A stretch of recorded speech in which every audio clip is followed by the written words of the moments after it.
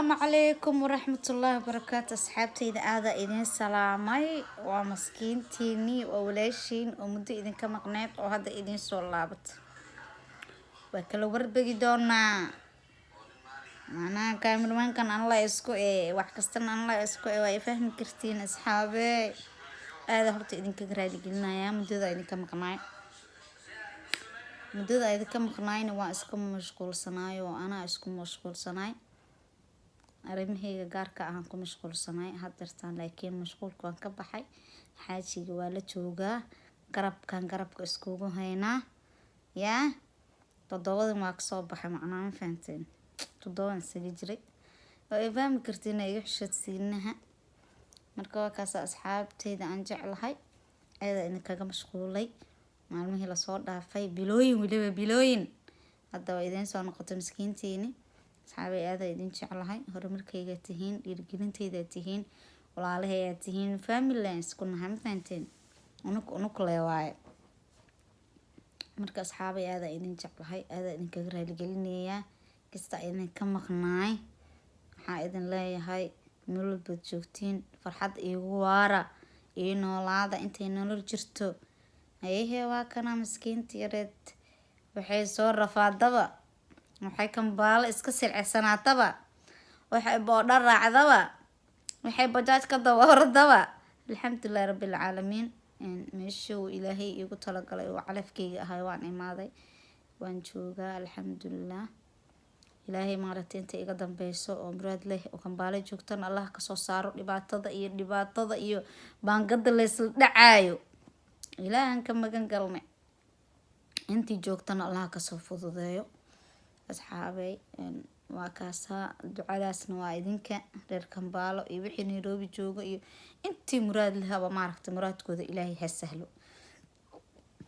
alxamdulillah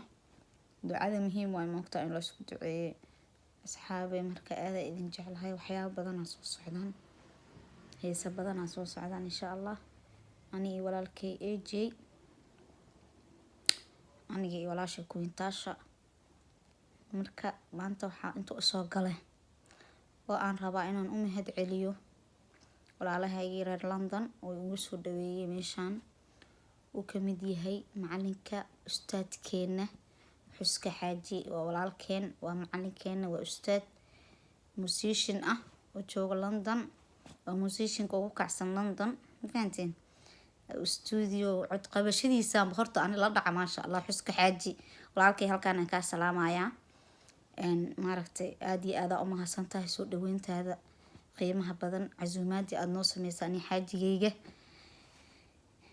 neefaan wala qalan ku dhaa neef ma sha Allah casuumadan ku dhaay dhan walbaba haday noqoto hees iyo haday noqoto casuumaad casho ah aad noo soo dhaweysay ma sha Allah tabarakallah saxtay wad igu soo dhaweysay wad ii garaacday heeso oo aad u fara badan ma sha Allah tabarakallah walaalkii xuska xaaji aad u mahadsantahay boqolkiiba boqol waxa kale oo mahad celin doonaa abtigay Cabdixamiid oo nagu soo dhaweeyay gurigiisa ma sha Allah tabarakallah asagii iyo xaaskiisa habaryartay markaas waa kaasa waa idinka tagayaa bye